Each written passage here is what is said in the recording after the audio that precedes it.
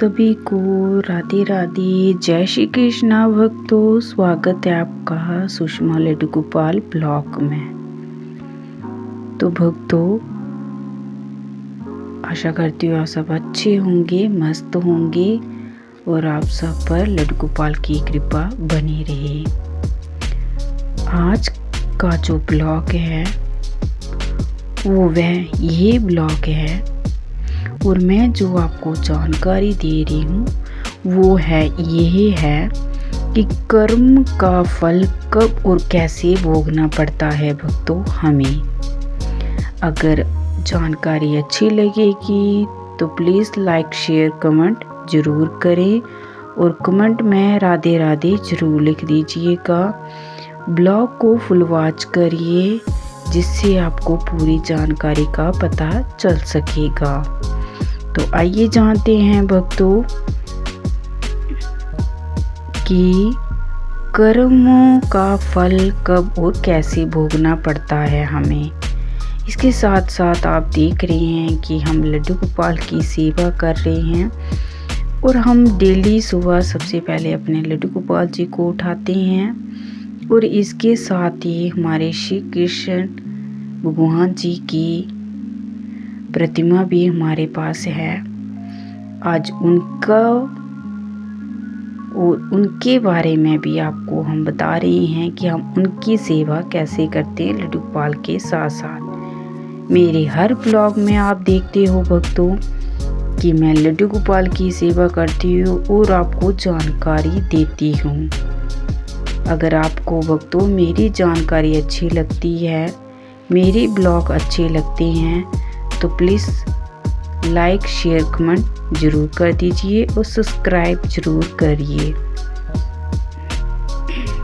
लड्डू गोपाल उठाने के बाद यहाँ पर देख लो भक्तों, मैं फूल सबसे पहले लेकर आ गई हूँ जो हमारे घर में हैं। हाँ, कभी कभी बाज़ार से भी लाने पड़ते हैं पर इस वक्त यही फूल थे तो मैंने यही लाए। उसके साथ तुलसी के पत्ते भी लाए।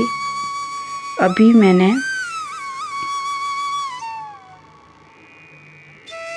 अपने कान्हा जो श्री कृष्ण जी हैं हमारे, उनकी सेवा में लग गई हूँ।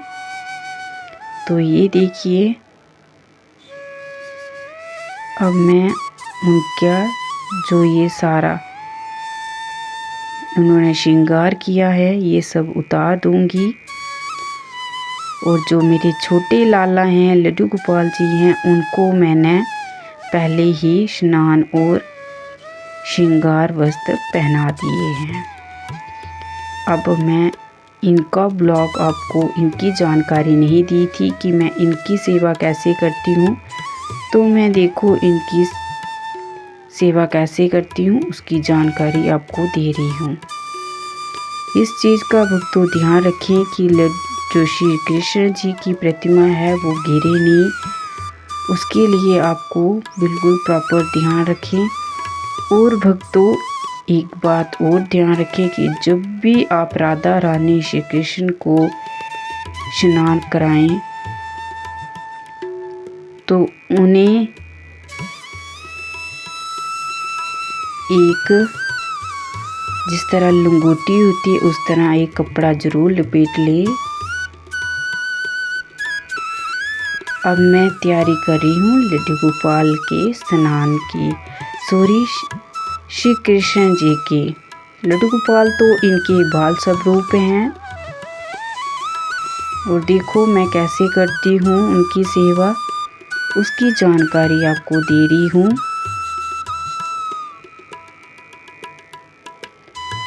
सभी भक्तों को राधे राधे, जय श्री कृष्णा। अगर कोई आपको भक्तों मंत्र आता है तो जब भी आप भगवान जी को स्नान कराएं तो आप मंत्र जरूर बोलिए।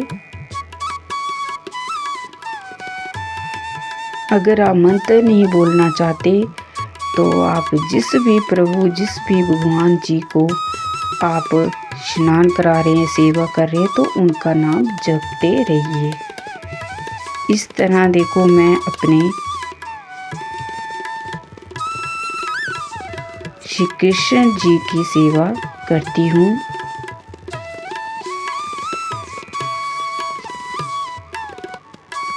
स्नान आदि कराने के बाद फिर मैं इनका श्रृंगार वस्त्र आदि कर दूंगी और फिर हमारे श्री कृष्ण जी बहुत सुंदर दिखने लगेंगे आपको एक अलग ही रूप में।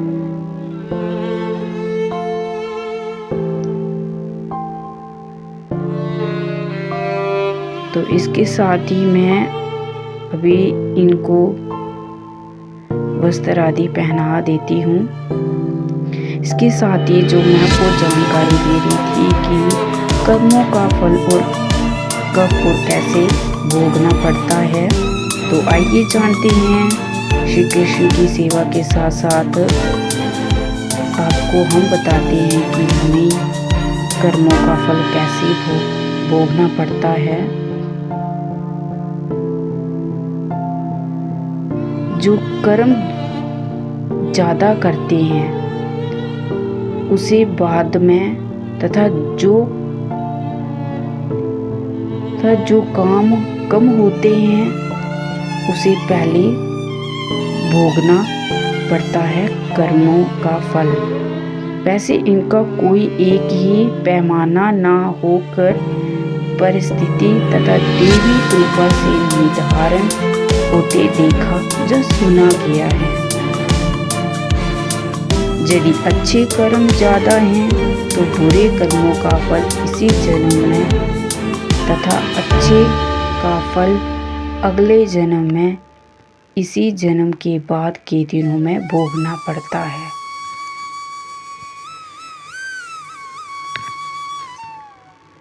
तो भक्तों, आप जो भी कार्य जाने या अनजाने में गलत से ही करते हैं या आपसे हो जाता है, इसे आपका किया गया कर्म कह सकते हैं। और भक्तों, इस प्रकार से इसका फल, जैसे कोई व्यक्ति काम या मेहनत मजदूरी करने पर उसको जो मेहनत या रोजगारी जैसे कि रुपए खाने की चीज़ वगैरह मिलती है, मजदूरी करके जो उसको पैसे मिलते हैं, इससे मैं ही अपनी मेहनत समझता है। वह मजदूर को कर्म और मिलने वाले रुपए खाने की चीज़ वगैरह को ही हम कर्म का फल कह सकते हैं, यानी कर्म फल। यानी कि आपके द्वारा किया गया कर्म और उसके बदले में जो आपको मिला वो फल, इस प्रकार से बना आपका कर्म फल। अब इस बारे में अधिक कहें तो श्री भगवद गीता में श्री कृष्ण जी ने कहा है कि श्री कृष्ण जी कहते हैं, किसमें कहते हैं? भगवद गीता में श्री कृष्ण जी ने कहा है कि आप खुद से कोई भी कार्य करें, जो आपसे कोई भी कार्य हो जाए भूल चूक से, तो उसका फल क्या मिलेगा ये सोचे बिना करते रहिए। क्योंकि आप जो भी कार्य या कर्म करेंगे उसके करने और फल मिलने का सभी प्रकार का गुण या दोष जो भी होगा उसके लिए स्वयं भगवान श्री कृष्ण जिम्मेदार होंगे। क्योंकि हमें तो कार्य करना है, हम जो कार्य कर रहे हैं, लेकिन हम तो अच्छा कार्य करेंगे। अगर बुरा करेंगे तो उसकी जिम्मेवारी किसकी होगी? हमारी। लेकिन जब हम अच्छा कर रहे हैं तो उसकी जिम्मेवारी किसकी होगी? भगवान जी की होगी। और वो अच्छा फल ही देते हैं हमें। अच्छे कर्म करते रहो, दूसरों की मदद आप अपनी हैसियत के अनुसार करते रहो। अपने कस्बे, गांव, देश के हित के लिए कार्य करते जाओ।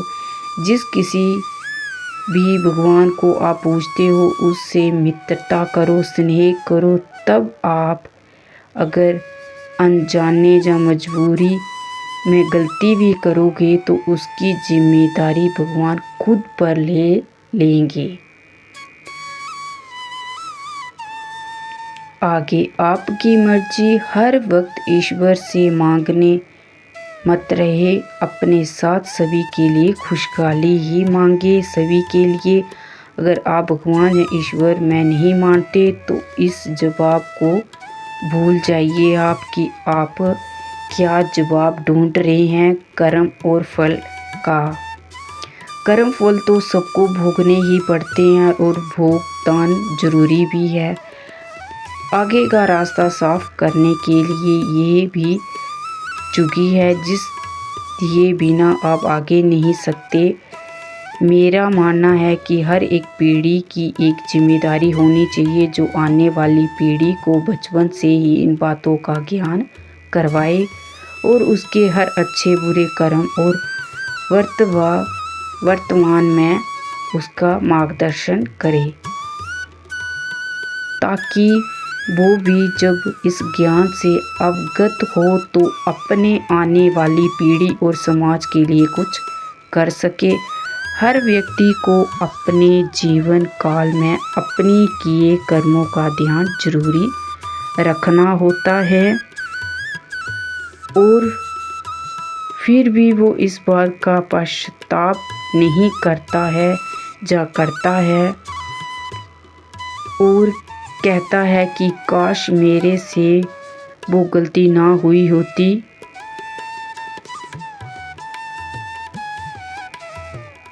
अब तो बच्चा बचपन से अपने आसपास और जो चीज़ें देखता है उसको ही सीखता है। तो इसलिए भक्तों, अब आपके आगे जो बच्चे हैं उनको आप अच्छा ज्ञान दीजिए, अच्छे संस्कार दीजिए, जिससे उनको पता चल सके कि हमारा परिवार कैसा है, हमारी जो पीछे पीढ़ी है, जो आने वाली पीढ़ी है वो कैसी है। इसका भक्तों आप ही ध्यान रख सकते हैं। तो मैंने आपको ये छोटी सी जानकारी दी है। जानकारी अच्छी लगे तो प्लीज़ लाइक शेयर कमेंट जरूर करें। सभी को राधे राधे, जय श्री कृष्ण।